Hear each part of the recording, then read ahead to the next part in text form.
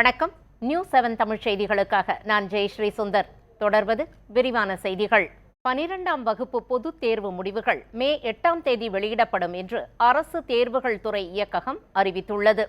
தமிழ்நாட்டில் 12ஆம் வகுப்பு பொதுத் தேர்வுகள் மார்ச் 13ஆம் தேதி தொடங்கி ஏப்ரல் 3ஆம் தேதி நிறைவடைந்தன.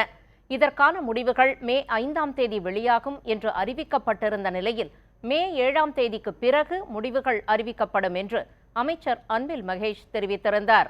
இதையடுத்து தற்போது 12ஆம் வகுப்பு பொதுத் தேர்வு முடிவுகள் மே 8ஆம் தேதி வெளியிடப்படும் என்று அரசு தேர்வுகள் துறை இயக்ககம் அறிவித்துள்ளது. அரசின் அதிகாரப்பூர்வ இணையதள முகவரியில் தேர்வு முடிவுகளை காணலாம் என்றும் மாணவர்கள் தங்களது பதிவு எண் மற்றும் பிறந்த தேதியை பதிவு செய்து தேர்வு முடிவுகளை அறிந்து கொள்ளலாம் என்றும் தெரிவிக்கப்பட்டுள்ளது. தாம் பேசியது போன்று வெளியான ஆடியோ போலியானது என்று நிதியமைச்சர் PTR பழனிவேல் தியாகராஜன் விளக்கம் அளித்துள்ளார்.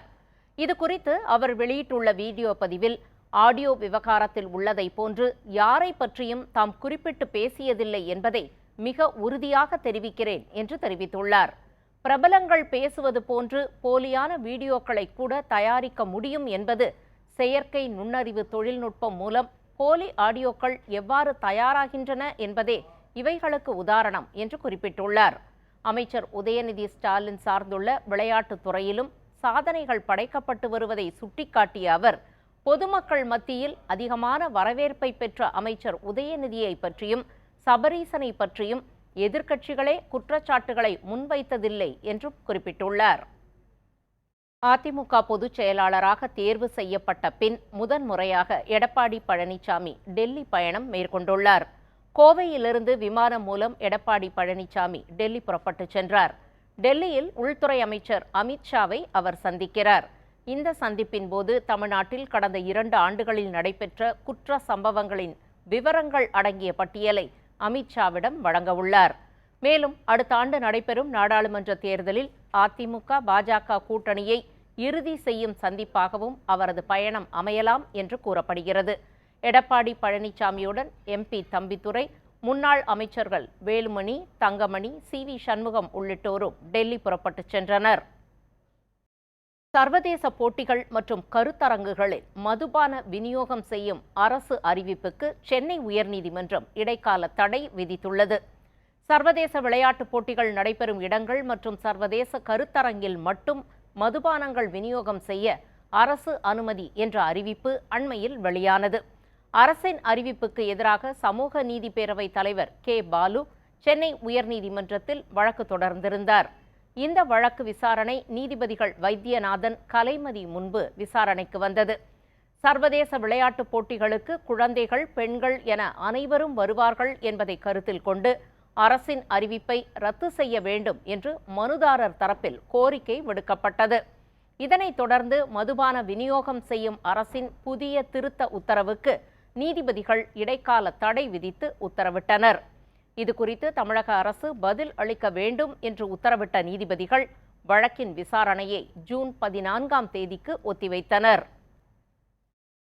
கேப்டன் மில்லர் படக்குழு களக்காடு வனப்பகுதியில் விதிகளை மீறி படப்பிடிப்பு நடத்தியது ஆதாரத்துடன் அம்பலமாகியுள்ளது.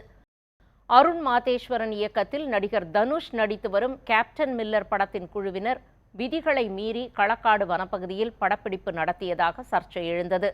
இதுகுறித்து நியூஸ் 7 தமிழ் செய்தி எதிரொலியாக படப்பிடிப்பிற்கு மாவட்ட ஆட்சியர் துரை ரவிச்சந்திரன் தடை விதித்து உத்தரவிட்டார்.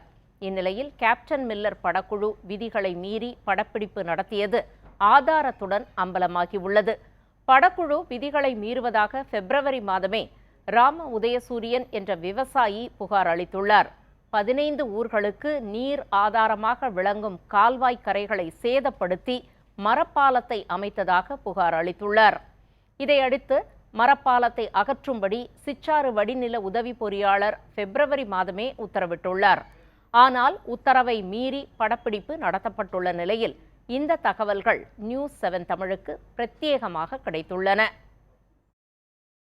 நமது நம்பிக்கை முதல் ஆன்மீகம் வரை அனைத்து இடங்களிலும் பன்முகத்தன்மை காணப்படுவதாக பிரதமர் மோடி தெரிவித்துள்ளார். சௌராஷ்டிரா தமிழ்ச் சங்கமம் நிகழ்ச்சி குஜராத் மற்றும் தமிழ்நாடு இடையேயான கலாச்சார பரிமாற்றம் மற்றும் பாரம்பரியத்தை கொண்டாடுவதற்காக முன்னெடுக்கப்பட்டது. கடந்த 17ஆம் தேதி தொடங்கி சௌராஷ்டிரா தமிழ் சங்கமத்தின் நிறைவு விழா குஜராத் மாநிலம் சோம்நாத் நகரில் நடைபெற்றது. இந்த நிகழ்ச்சியில் காணொலி வாயிலாக கலந்து கொண்ட பிரதமர் மோடி சௌராஷ்டிரா தமிழ் சங்கமத்தின் நிறைவு விழா மலரை வெளியிட்டார். பின்னர் நிகழ்ச்சியில் பேசிய அவர், நமது நாடு பன்முகத்தன்மையை கொண்டது என்றும் வெவ்வேறு மொழிகளை பேசும் மக்கள் வாழும் சிறப்பு வாய்ந்த நாடு என்றும் தெரிவித்தார். சென்னை பட்டினப்பாக்கம் லூப் சாலையில் மீன் கடைகளை தொடர்ந்து ஆக்கிரமிப்பு உணவக கடைகளையும் மாநகராட்சி அதிகாரிகள் அகற்றினர். சென்னை பட்டினப்பாக்கம் லூப் சாலையில் ஆக்கிரமிப்பு மீன் கடைகளை உயர்நீதிமன்ற உத்தரவின்படி மாநகராட்சி அதிகாரிகள் அகற்றினர். இதேபோல் அதே பகுதியில் உரிமம் பெறாத உணவு கடைகள் மீதும் மாநகராட்சி உரிய நடவடிக்கை எடுக்க வேண்டும் என்று உயர்நீதிமன்றம் உத்தரவிட்டது. அதன்படி லூப் சாலையில் ஆக்கிரமிப்பு உணவக கடைகளை மாநகராட்சி அதிகாரிகள் அகற்றினர். அப்போது அதிகாரிகளுடன் மீனவ பெண்கள் வாக்குவாதத்தில் ஈடுபட்டனர். மேலும் தங்களின் தொழிலுக்கு இடையூறு செய்தால் தீவிர போராட்டத்தில் ஈடுபடுவோம் என்றும் அவர்கள் எச்சரித்தனர். எப்படி நாங்கள் வாழ்றது, எப்படி பொழிக்கிறது, வாழல இருக்க மக்கள் எப்படி வாழ்றது, இருக்க மக்களை எப்படிமா வாழ்றது? இந்த கடை நம்பி தான் நாங்கள் வாழ்கிறோம், வேறு வழியில் எங்களுக்கு கிடையாது. இப்போ மவுண்ட் ரோடு இருக்கிறதுனால மவுண்ட் ரோடுக்கு போகிறது கூட எங்களுக்கு பஸ் வழி தெரியாது. அந்தமாரி நாங்கள் கடல் மண்ணையும் சேர்ந்து தான் நாங்கள் இருக்கிறோம். நாங்கள் இப்போ இல்லை, எத்தனையோ வருஷம் இந்த லைட் ஹவுஸ் கூட இருந்திருக்காது. எத்தனையோ காலங்காலமாக இங்கே தான் இருக்கிறோம். எங்களை வந்து இங்கே வரக்கூடாது, இங்கே மீன் வைக்கக்கூடாது, இங்கே மீன் பிடிச்சின்னு வந்து இங்கே கூட நான் வேறங்க பிடிக்குது. அப்போ நாங்கள் பிடிச்ச மீனை நாங்களே சாப்பிடணுமா? திருச்சி மலைக்கோட்டை பகுதியில் நகை பட்டறையிலிருந்து 950 கிராம் தங்க நகைகள் மற்றும் 250 கிராம் வெள்ளி நகைகள் கொள்ளையடிக்கப்பட்டன. திருச்சி மலைக்கோட்டை பகுதியில் வசிக்கும் ஜோசப் தமது வீட்டிற்கு அருகிலேயே நகைப்பட்டறை வைத்துள்ளார். இவர் நேற்று இரவு வேதாத்ரி நகரில் புதியதாக கட்டியுள்ள வீட்டிற்கு குடும்பத்தினருடன் சென்று தங்கியுள்ளார். இந்நிலையில் நள்ளிரவில் அவரது கடையிலிருந்து 950 கிராம் தங்க நகைகள், 250 கிராம் வெள்ளி நகைகள் மற்றும் 1,50,000 ரூபாய் ரொக்கம் ஆகியவை கொள்ளையடிக்கப்பட்டது. காலையில் கடைக்கு வந்து பார்த்து அதிர்ச்சி அடைந்த ஜோசப் உடனடியாக போலீசாருக்கு தகவல் தெரிவித்துள்ளார்.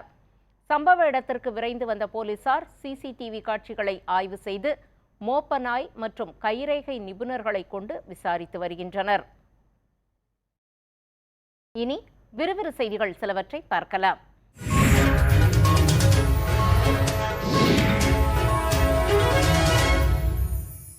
நீலகிரி மாவட்டம் மேடநாடு காப்புக்காட்டில் அனுமதியின்றி சாலை அமைக்கப்பட்டதாக கூறப்பட்ட புகார் தொடர்பாக மாவட்ட வன அலுவலர் கௌதம் ஆய்வு செய்தார். அப்போது சாலைப்பட பயன்படுத்தப்பட்ட பொக்லின் இயந்திரங்கள் பறிமுதல் செய்யப்பட்டன. கோத்தகிரி வனச்சரகர் சிவகுமார் மற்றும் வனவர் தனபால் ஆகியோர் பணியிட மாற்றம் செய்யப்பட்டனர். மேலும் தனியார் தேயிலை தோட்ட உரிமையாளர் சிவகுமார், மேலாளர் பாலகிருஷ்ணன், ஜேசிபி மற்றும் ரோடு ரோலர் ஓட்டுநர்கள் உமர் பருக் மற்றும் பங்கஜ்குமார் ஆகியோர் மீது வழக்கு பதிவு செய்யப்பட்டுள்ளது. கன்னியாகுமரி மாவட்டம் பஞ்சலிங்கபுரத்தைச் சேர்ந்த முன்னாள் பஞ்சாயத்து ஊழியர் ஜாஸ்பர் செல்வகுமார் மின்சாரம் தாக்கி உயிரிழந்துள்ளார். வீட்டின் அருகே உள்ள தோப்புக்கு அவர் சென்றபோது தென்னைமரம் முறிந்ததில் மின்கம்பி அறுந்து விழுந்தது. இதை விதித்த அவர் தூக்கி வீசப்பட்ட நிலையில் மயங்கி விழுந்தார். மருத்துவமனைக்கு எடுத்து செல்லப்பட்ட அவரை பரிசோதித்த மருத்துவர்கள் ஏற்கனவே இறந்துவிட்டதாக தெரிவித்தனர். கிருஷ்ணகிரி மாவட்டம் பர்கூரில் தேநீர் கடைக்கு சென்ற முருகன் என்பவரது இருசக்கர வாகனத்தில் இருந்து 2 லட்சம் ரூபாய் கொள்ளையடிக்கப்பட்டுள்ளது. முகக்கவசம் அணிந்து வந்த மர்ம நபர்கள் இருசக்கர வாகனத்தின் டேக்கில் வைத்திருந்த பணத்தை எடுத்துள்ளனர். இதைக் கண்ட முருகன் அவர்களை பிடிக்க முயன்றபோது மற்றொரு இருசக்கர வாகனத்தில் அவர்கள் தப்பிச் சென்றனர். இதுகுறித்து சிசிடிவி காட்சிகளை ஆய்வு செய்த போலீசார் குற்றவாளிகளை தேடி வருகின்றனர். பழனியில் அரசு மருத்துவர் உதயகுமாரை தாக்கி 100 சவரன் நகைகள் கொள்ளையடிக்கப்பட்ட வழக்கில் தலைமறைவாக இருந்த மேலும் ஒருவரை போலீசார் கைது செய்தனர். இந்த சம்பவத்தில் ஏற்கனவே பழனியைச் சேர்ந்த சரவணன் என்பவரை கைது செய்யப்பட்டார். அவரிடம் இருந்து 34 சவரன் தங்க நகைகள், 7 லட்சம் ரூபாய் ரொக்கப்பணம் பறிமுதல் செய்யப்பட்டது. இந்நிலையில் அவருடன் சேர்ந்து கொள்ளை சம்பவத்தில் ஈடுபட்ட சங்கபாணியன் என்பவரையும் கைது செய்த போலீசார் அவரிடம் இருந்து 15 சவரன் நகைகளை மீட்டனர். சென்னையில் செட்டிநாடு குழுமத்திற்கு சொந்தமான 2 இடங்களில் 3வது நாளாக அமலாக்கத்துறையினர் சோதனை நடத்தினர். வெளிநாட்டில் சட்டவிரோதமாக 110 கோடி அளவிற்கு சொத்துக்கள் வாங்கப்பட்டது தொடர்பாக அமலாக்கத்துறையினர் வழக்கு பதிவு செய்து விசாரணை நடத்தி வந்தனர். இதன் அடிப்படையில் சென்னை அண்ணா சாலை, எழும்பூர் பகுதிகளில் உள்ள செட்டிநாடு அலுவலகங்களில் 3வது நாளாக அமலாக்கத்துறையினர் சோதனை மேற்கொண்டனர். சென்னை திருவொற்றியூர் பகுதியில் இளைஞர் படுகொலை வழக்கு தொடர்பாக 8 பேர் கைது செய்யப்பட்டுள்ளனர். ரம்ஜான் பண்டிகை கொண்டாட்டத்தின் போது சஞ்சய் மற்றும் தேவா ஆகியோர் நண்பர்களுடன் அருகருகே மது அருந்துள்ளனர். அப்போது இருதரப்புக்கும் இடையே தகராறு ஏற்பட்டுள்ளது. இதன் தொடர்ச்சியாக சஞ்சய் வெட்டி படுகொலை செய்யப்பட்டார். இந்த வழக்கில் சிறார் உட்பட 8 பேர் கைது செய்யப்பட்டுள்ள நிலையில் தலைமறைவாக உள்ள ஒருவரை போலீசார் தேடி வருகின்றனர். தெலுங்கானா மாநிலத்தில் கள்ளநோட்டுகளை புழக்கத்தில் விட்ட 13 பேர் கொண்ட கும்பலை ஐதராபாத் போலீசார் கைது செய்துள்ளனர். அவர்களிடம் இருந்து 30.68 லட்சம் ரூபாய் மதிப்புள்ள கள்ளநோட்டுகள், 60,000 ரூபாய் ரொக்கப்பணம், 13 செல்போன்கள் ஆகியவை பறிமுதல் செய்யப்பட்டுள்ளன. சென்னை, பெங்களூரு பகுதிகளில் இருந்து கொண்டுவரப்பட்ட இந்த கள்ளநோட்டுகள் தெலுங்கானா மாநிலத்தில் புழக்கத்தில் விடப்பட்டது விசாரணையில் தெரியவந்துள்ளது. கேரள மாநிலம் கொச்சியில் பாட்டன் மெட்ரோ படகு சேவை இன்று முதல் செயல்பட தொடங்கியது. திருவனந்தபுரத்தில் நேற்று இந்த சேவையை பிரதமர் மோடி தொடங்கி வைத்தார். இந்நிலையில் வைட்டிலா காகநாடு வழித்தடத்தில் இந்த படகு சேவை இன்று தொடங்கியது. இதில் பயணம் மேற்கொண்ட பொதுமக்கள் உற்சாகத்தில் திளைத்தனர். செல்போனில் புகைப்படம் எடுத்தும் அவர்கள் மகிழ்ந்தனர். கர்நாடகாவில் மே 10ஆம் தேதி சட்டமன்ற தேர்தல் நடைபெறவுள்ள நிலையில் அனைத்துக் கட்சித் தலைவர்களும் தீவிர பரப்புரையில் ஈடுபட்டுள்ளனர். இந்நிலையில் காங்கிரஸ் பொதுச் செயலாளர் பிரியங்கா காந்தி மைசூருவில் உள்ள ஒரு உணவகத்தில் தோசை சுட்டு அங்கு இருந்தவர்களிடம் வாக்கு சேகரித்தார். இந்த வீடியோ தற்போது சமூக வலைதளங்களில் வைரலாகி வருகிறது.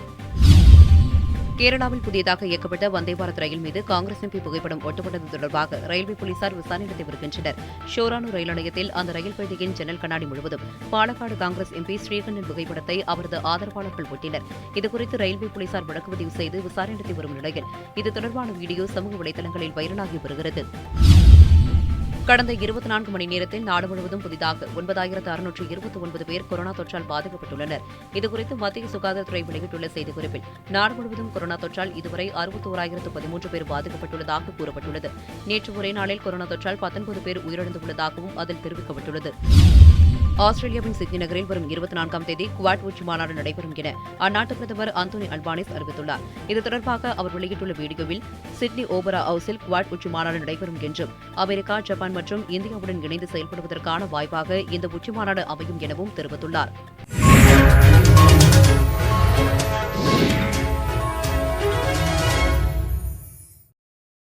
இனி தங்கம் மற்றும் வெள்ளி விலை நிலவரம் மற்றும் பங்குச்சந்தை நிலவரத்தை பார்க்கலாம். சென்னையில் 22 கேரட் ஆபரண தங்கம் 1 கிராம் 12 ரூபாய் உயர்ந்து 5,642 ரூபாய்க்கும், 1 சவரன் 45,136 ரூபாய்க்கும் விற்பனை செய்யப்படுகிறது. 1 கிராம் வெள்ளியின் விலை 50 காசுகள் குறைந்து 80 ரூபாய் 20 காசுகளுக்கு விற்பனையாகிறது. 1 கிலோ வெள்ளி 80,200 ரூபாய்க்கு விற்பனை செய்யப்படுகிறது. இன்று வர்த்தக நேர நிறைவில் மும்பை பங்குச்சந்தையின் சென்செக்ஸ் குறியீட்டு எண் 169 புள்ளிகள் அதிகரித்து 60,300ஆகவும், தேசிய பங்குச்சந்தையின் நிப்டி குறியீட்டு எண் 44 புள்ளிகள் அதிகரித்து 17,813ஆகவும் இருந்தது. தமிழ்நாட்டின் பல்வேறு பகுதிகளில் நிலவிய வெப்பநிலையை தற்போது காணலாம்.